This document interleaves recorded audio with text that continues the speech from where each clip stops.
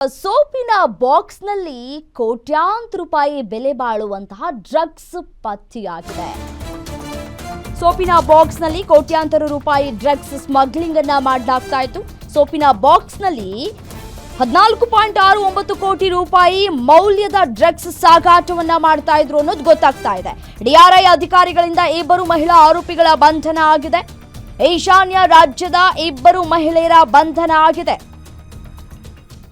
ಮಣಿಪುರದ ಲಾಲ್ಜಾಮ್ ಲುವೈ ಮತ್ತು ಮಿಜೋರಾಂನ ಲಾಲ್ ತಾಂಗ್ಲಿಯಾನಿಯಲ್ಲಿ ಬಂಧನ ಆಗಿರುವಂಥದ್ದು ಬಂಧಿತರು ಅನ್ನೋದು ಗೊತ್ತಾಗ್ತಾ ಇದೆ. ಇಬ್ಬರು ಮಹಿಳೆಯರು ಬೆಂಗಳೂರಿನ ಕಾಟನ್ ಪೇಟೆ ಬಳಿ ಸಾಗಾಟವನ್ನ ಮಾಡ್ತಾ ಇದ್ದಂತಹ ಸಂದರ್ಭದಲ್ಲಿ ಸಿಕ್ಕಿಬಿದ್ದಿದ್ದಾರೆ.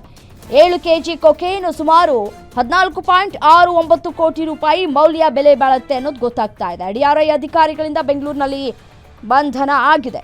ಅದು ಕೂಡ ನೋಡಿ ಯಾವ್ಯಾವ ರೀತಿಯಾಗಿ ಈ ಡ್ರಗ್ಸನ್ನು ಸಾಗಾಟ ಮಾಡ್ತಾರೆ ಅನ್ನೋದನ್ನು ಕಂಡುಹಿಡಿಯೋದಿದೆಯಲ್ಲ, ನಿಜಕ್ಕೊಂದೊಂದು ಬಿಗ್ ಟಾಸ್ಕ್.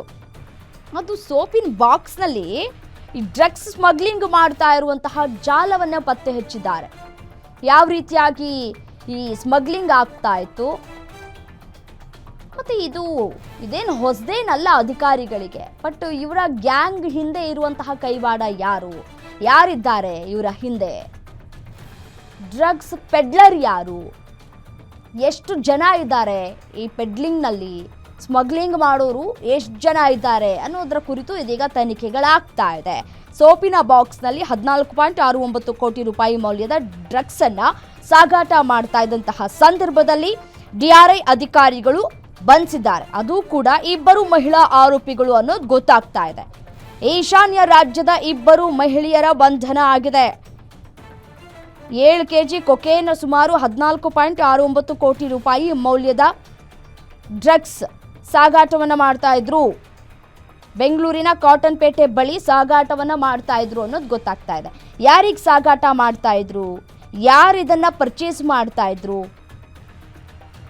ಸದ್ಯಕ್ಕೆ ತನಿಖೆ ಆಗಬೇಕಾಗಿದೆ. ಮಾಸ್ಟರ್ ಮೈಂಡ್ ಯಾರು ಅನ್ನೋದರ ಕುರಿತು ತನಿಖೆ ಆಗಬೇಕಾಗಿದೆ. ಈಶಾನ್ಯ ರಾಜ್ಯದ ಇಬ್ಬರು ಮಹಿಳೆಯರು ಅಂತ ಗೊತ್ತಾಗ್ತಾ ಇದೆ. ಇಬ್ರು ಇಲ್ಲೇ ವಾಸವಾಗಿದ್ರ ಮಹಿಳೆಯರು ಅಥವಾ ಬೇರೆ ಭಾಗದಿಂದ ಬಂದು ಇಲ್ಲಿ ಸ್ಮಗ್ಲಿಂಗ್ ಮಾಡ್ತಾ ಇದ್ರ? ಕರ್ನಾಟಕವನ್ನು ಆಯ್ಕೆ ಮಾಡ್ಕೊಂಡಿದ್ರ? ಅದು ಬೆಂಗಳೂರನ್ನ ಆಯ್ಕೆ ಮಾಡ್ಕೊಂಡಿದ್ರ? ಇದೇ ಮೊದಲ ಬಾರಿಗೆ ಈ ಸ್ಮಗ್ಲಿಂಗ್ ಮಾಡಿದ್ರ? ಈ ಹಿಂದೆ ಎಷ್ಟು ಸ್ಮಗ್ಲಿಂಗ್ ಮಾಡಿದ್ರು? ಆ ಸಂದರ್ಭದಲ್ಲಿ ಎಷ್ಟು ಕೋಟಿ ರೂಪಾಯಿ ಮೌಲ್ಯದ ಡ್ರಗ್ಸ್ ಸ್ಮಗ್ಲಿಂಗ್ ಮಾಡಿದ್ರು ಅನ್ನೋದರ ಕುರಿತು ತನಿಖೆ ಆಗಬೇಕಾಗಿದೆ.